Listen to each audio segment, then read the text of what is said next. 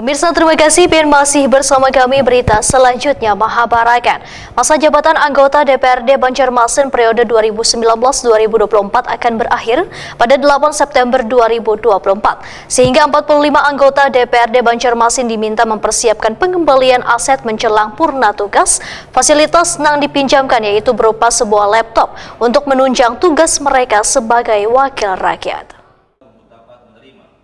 Masa jabatan anggota DPRD Banjarmasin periode 2019-2024 akan berakhir pada 8 September 2024. Sehingga 45 anggota DPRD Banjarmasin diminta mempersiapkan pengembalian aset menjelang purna tugas. Sedangkan fasilitas yang dipinjamkan berupa sebuah laptop untuk menunjang tugas mereka sebagai wakil rakyat.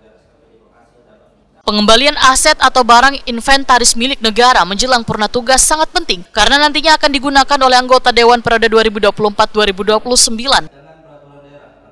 Pengembalian aset diharapkan sebelum berakhir masa jabatan pada tanggal 8 September 2024 mendatang. Demikian dipadahkan Sekretaris DPRD Banjarmasin Iwan Ristianto, Wetokoni Prima TV, Jelang Tengah hari Kamis 27 Juni 2024.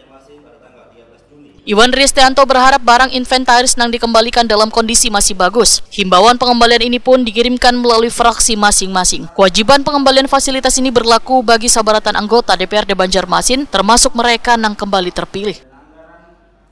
Iwan Ristianto menyatakan pengembalian aset ini paling lambat sehari sebelum pelantikan anggota DPRD terpilih periode 2024-2029. Aset jelas harus dikembalikan, ya kan? Untuk apakah yang belum, yang pasti belum, karena kan masih ada 2 bulan mereka di sini kan.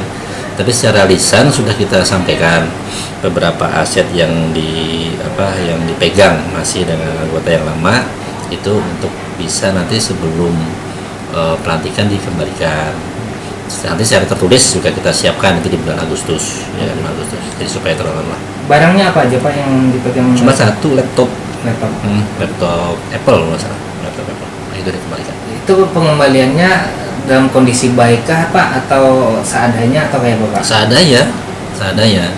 Ya kami harapkan sih yang baik kan, masih bagus gitu kan, bagus. Tapi selama ini saya perhatikan nggak ada masalah. Tinggal pengembalian aja. Paling data-data benar ya mereka yang belum ya.